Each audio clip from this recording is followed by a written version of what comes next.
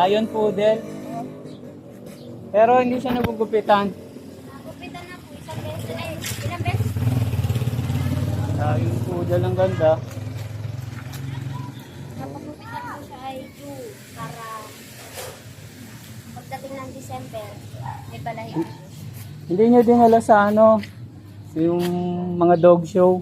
Kakadating lang po namin. Ay, dito sa Batangas. Kakadating lang po namin ng Batangas. Karating nyo lang.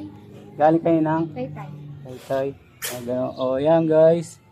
Okay, ay, Lion Poodle. Nung nakaraan lang nagka-competition dito eh. Kung tinalo niya yung panalo na to.